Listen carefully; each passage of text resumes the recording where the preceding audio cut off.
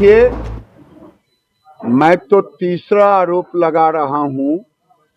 बिहार में नीतीश कुमार को बदनाम करने के लिए एक षड्यंत्र रचा जा रहा है कि आतंक फैलाओ, अपराध करो और अपराध राजनीतिक संरक्षित अपराध।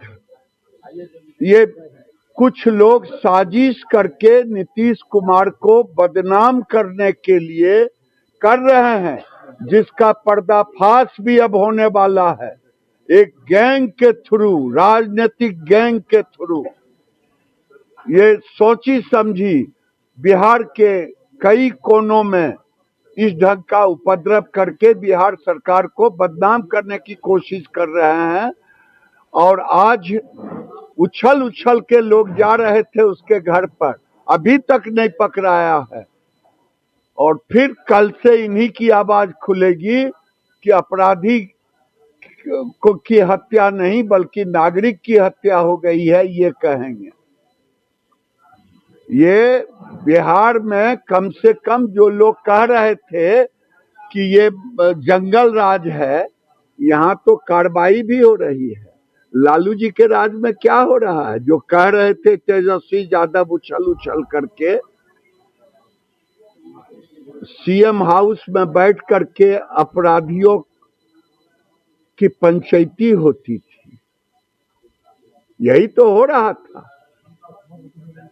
और वो नीतीश कुमार को बदनाम करने के लिए उछल उछल के प्रेस कॉन्फ्रेंस। सवाल नंबर 1, सवाल नंबर 2, सवाल पहले अपने आप से पूछें, ये नीतीश कुमार की सरकार है जो अपराधियों पे कार्रवाई करती है, और वो लालू जी की सरकार थी जो अपराधियों को संरक्षित करते थे। तो यहाँ पर केंद्रीय मंत्री गिरिराज सिंह बड़े आरोप लगा रहे हैं विपक्ष पर। उनका कहना है कि ये षड्यंत्र यहाँ पर रचा गया है, नीतीश सरकार को बदनाम करने की ये पूरी तरह से साजिश है। तेजस्वी यादव का भी वो नाम ले रहे हैं कि वो बड़े सवाल यहाँ पर उठा रहे थे और नीतीश सरकार में कार्रवाई की जा रही है, लालू सरकार में कार्रवाई नहीं होती थी और सोची समझी साजिश इसे वो करार दे रहे हैं। और राजनीतिक षड्यंत्र भी गिरिराज सिंह इस पूरे मामले को दे रहे हैं। उनका कहना है कि राजनीतिक संरक्षण में अपराध किए जा रहे हैं। लालू जी के राज में क्या हो रहा था ये सबको पता है।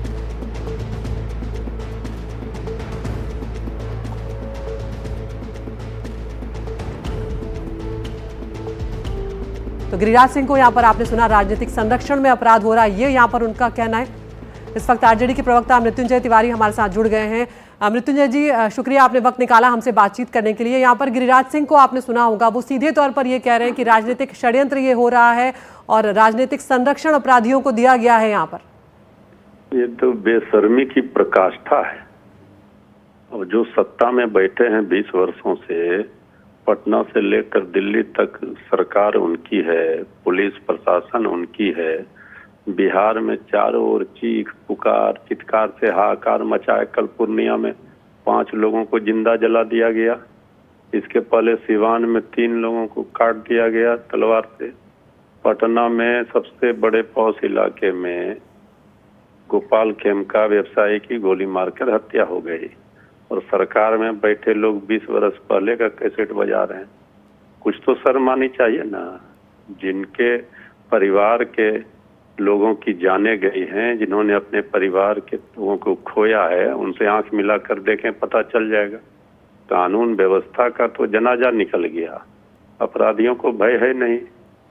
पुलिस जब तक, अभी एनकाउंटर की बात हो रही है, पुलिस मुख्यालय या पटना पुलिस जब तक पूरे मामले का खुलासा नहीं करेगी, सभी तथ्यों को नहीं बताएगी क्या है मामला पूरा, पुलिस को क्या कामयाबी मिली, पुलिस ने क्या कार्रवाई की, इसके बाद ही इस पर कोई प्रतिक्रिया होगी। लेकिन बिहार में पूरी तरह से अपराधी राज कायम हो गया, ये तो दिख ही रहा है। अब सरकार में बैठे लोग कैसेट बजा रहे हैं पुराना, ये बता ही नहीं रहे हैं कि अपराध क्यों कम नहीं हो रहा है। लोगों की जानें जा रही हैं, इसके बाद पुलिस कार्रवाई कर रही है। इसका मतलब है सत्ता का संरक्षण अपराधियों को मिल रहा है। सरकार का, मुख्यमंत्री जी का इकबाल समाप्त हो गया।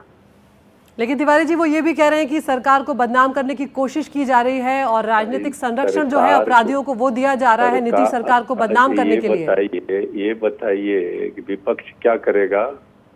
चारों ओर हत्या हो रहा है, अपराधियों का तांडव से बिहार करा रहा है, क्राइम आउट ऑफ कंट्रोल है, और हम क्या कहेंगे सरकार अच्छा काम कर रही है?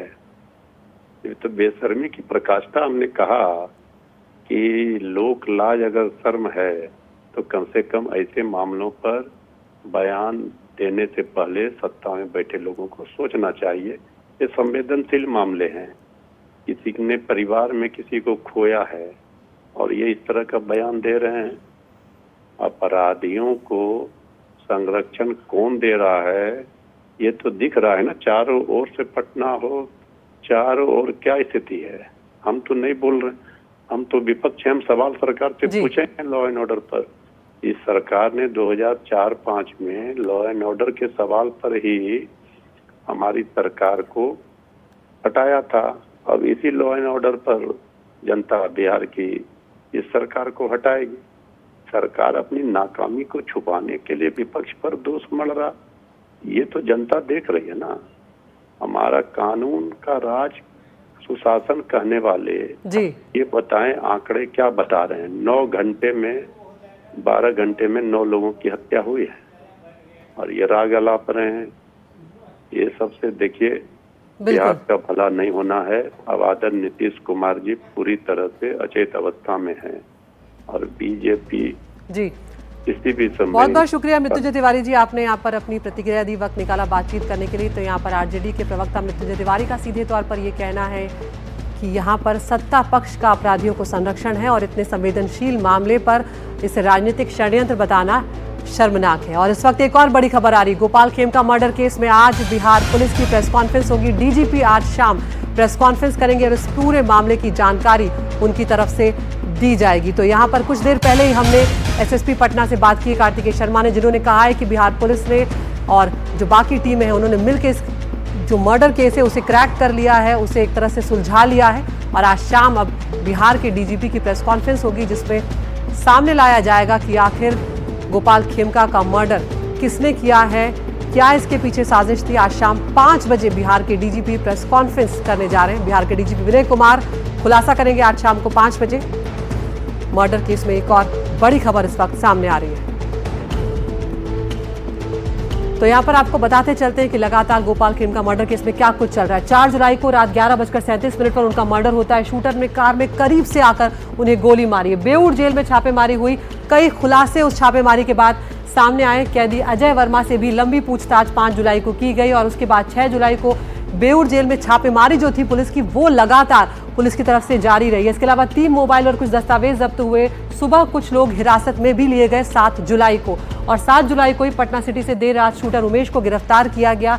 गंगा किनारे से हथियार भी यहां पर पुलिस को बरामद हुए हैं और छापेमारी के दौरान 3 और लोगों को भी हिरासत में लिया गया। 8 जुलाई यानी कि आज पटना सिटी में यहां पर विकास ने ही हथियार को मुहैया करवाया था और विकास का एनकाउंटर होता है, उसे एनकाउंटर में मार गिराया जाता है। तो ये खेमका मर्डर केस में आपको बताया हमने कि क्या कुछ हुआ है। तो किस तरह से अब आज शाम को डीजीपी विनय कुमार बिहार के प्रेस कॉन्फ्रेंस करने जा रहे हैं। इस मर्डर केस में आरोपी विकास का जो एनकाउंटर हुआ है उसके डिटेल्स भी यहाँ पर आपको बताते चल रहे हैं। पटना के मान सलामी इलाके से शूटर उमेश को गिरफ्तार किया गया था, कल ये गिरफ्तारी हुई है उसकी। और उसके बाद हत्या के वक्त विकास जो था वो शूटर उमेश के साथ मौजूद था। ये बड़ी खबर भी पुलिस की तरफ से सामने आई है। हत्या के लिए हथियार विकास ने ही उपलब्ध करवाए थे शूटर उमेश को, जिसे अब गिरफ्तार कर लिया गया है। शूटर उमेश से एसआईटी और एसटीएफ की पूछताछ लगातार जारी है। इस वक्त पूछा जा रहा है कि क्या वजह थी, कब से इस हत्या की साजिश रची जा रही थी। जहां शूटर उमेश पकड़ा गया वहीं पर विकास का एनकाउंटर हुआ है, जहां से अभी हम आपको सीधी रिपोर्ट दिखा रहे थे। हमारे सहयोगी वहीं पर मौजूद थे जहां पर एनकाउंटर हुआ है और एसआईटी एसटीएफ की टीम के साथ मुठभेड़ में विकास मार गिराया गया है। तो एक शूटर गिरफ्तार है और एक शूटर मार गिराया गया है इस पूरे मामले में। तो देख सकते हैं आप यहाँ पर कि अब एक तरह से पटना पुलिस का ये कहना है कि ये जो गोपाल खेमका का मर्डर केस है उसे सुलझा लिया गया है। आज शाम को डीजीपी विनय कुमार इस मामले में प्रेस कॉन्फ्रेंस करेंगे। यहाँ पर हमारे साथ हमारे सहयोगी शिवम बने हुए हैं जो अभी भी मौके पर मौजूद हैं। शिवम, अभी आपने भी पटना के एसएसपी कार्तिकेय शर्मा को सुना होगा, वो एक तरह से यहाँ पर सीधे तौर पर ये बात कह रहे हैं कि इस मामले को क्रैक कर लिया गया है। उन्होंने एनडीटीवी के सामने ये बड़ा खुलासा किया और कहा है कि गोपाल खेमका के साथी ही इस हत्या के पीछे नजर आ रहे हैं, उन्हीं पर हत्या का शक जा रहा है। कुछ डिटेल्स हैं इस बारे में आपके पास? जी, मैं आपको बता दूं कि कल जब देर रात पटना पुलिस और एसटीएफ की छापेमारी कोतवाली थाना क्षेत्र के उदयगिरी अपार्टमेंट में चल रही थी और लगभग 3 घंटे तक वहां पर छापेमारी हुई है और ये जानकारी मिली है कि वहीं से कई लोगों को हिरासत में लिया गया था। और हमारे सोर्सेस ये बता रहे हैं कि अशोक कुमार साहू को पटना पुलिस और एसटीएफ की संयुक्त टीम ने गिरफ्तार किया है और उसी ने हत्या की जो साजिश थी वो रची है। अभी तक फिलहाल हमारे पास यही जानकारी जो हमारे सोर्सेस के हवाले से आ रही है कि अशोक कुमार साहू ने ही हत्या की साजिश रची थी गोपाल खेमका की। वो एक लोहे का कारोबारी है और जमीन का भी जो काम है वो करता है। पुलिस ने उसे गिरफ्तार कर लिया है, पर अभी तक पुलिस के तरफ से कोई आधिकारिक जो बयान है और जो पुष्टि है वो नहीं हो पाई है। पर आज इस मामले का जो खुलासा है वो पटना पुलिस और एसआईटी के द्वारा किया जाएगा। हमारे जो सोर्सेस के तरफ से जानकारी है कि आज शाम को ही बिहार के डीजीपी विनय कुमार इस पूरे मामले का जो खुलासा है वो कर सकते हैं। तो कहीं ना कहीं पटना पुलिस और एसटीएफ को कल बड़ी कामयाबी मिली है। सबसे पहले जो मुख्य शूटर था उमेश यादव, उसको माल सलामी थाना क्षेत्र से गिरफ्तार किया जाता है। उससे लंबी पूछताछ चलती है और पूछताछ में ही यह जानकारी मिलती है कि विकास उर्फ राजा ने ही हथियार सप्लाई किया था, जिसके बाद पुलिस उसे गिरफ्तार करने पहुंचती है और वो फायरिंग पुलिस के ऊपर कर देता है, जिसमें पुलिस के द्वारा भी जो फायरिंग जो है जवाबी फायरिंग की जाती है। बिल्कुल शिवम, यहाँ पर आप बने रहिए हमारे साथ। तो एक और बड़ी खबर इस मामले में अपने दर्शकों को हम दे देते हैं। गोपाल खेमका मर्डर केस में एक और गिरफ्तारी हुई है। साजिश के आरोप में अशोक कुमार साहू को गिरफ्तार किया गया है। अशोक कुमार साहू लोहे का कारोबारी है जिसे इस मामले में गिरफ्तार किया गया। और जिस तरह से हमारे सहयोगी शिवम बता रहे हैं कि इस मामले में पुलिस जब खुलासा करेगी तो हो सकता है अशोक कुमार साहू जो है उसे ही मुख्य आरोपी यहां पर बताया जाए। शिवम, संक्षेप में बताएं अशोक कुमार साहू की पृष्ठभूमि क्या है? क्या ये और गोपाल खेमका एक दूसरे को बहुत पहले से जानते हैं?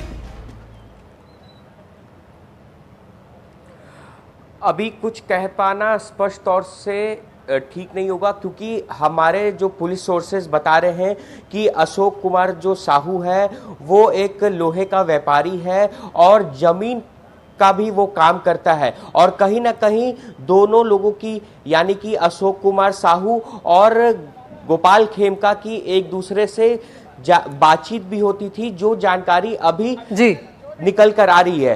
पर अभी तक पटना पुलिस और एसटीएफ की तरफ से कोई भी आधिकारिक बयान या आधिकारिक पुष्टि नहीं की गई है, तो उससे पहले कुछ भी कह पाना ठीक नहीं होगा। बिल्कुल शिवम, जो जानकारी लौटेंगे आपके पास, आप नजर बनाए रखिए इस पूरे मामले पर। तो हमारे सहयोगी शिवम इस वक्त उस जगह पर मौजूद है जहां पर विकास जो एक शूटर का सहयोगी रहा है, जिसने हथियार मुहैया करवाए, जहां पर उसका एनकाउंटर हुआ है। और इसी जगह से उमेश जो मेन शूटर है उसे भी गिरफ्तार किया गया। यहाँ पर जो बड़ी खबर सामने आई, एक और गिरफ्तारी गोपाल खेमका मर्डर केस में हुई है। साजिश के आरोप में अशोक कुमार साहू को अरेस्ट किया गया है। लोहे का कारोबारी अशोक कुमार साहू, और ऐसा शक है पुलिस को कि यही मुख्य आरोपी है, यही मुख्य साजिशकर्ता इस मामले में हो सकता है। लेकिन इंतजार रहेगा जब आज पटना पुलिस शाम को आज डीजीपी विनय कुमार बिहार के इस मामले में प्रेस कॉन्फ्रेंस करेंगे और खुलासा करेंगे कि आखिर कौन इस मामले में मुख्य आरोपी है और किस तरह से गोपाल खेमका मर्डर केस की साजिश को रचा गया था।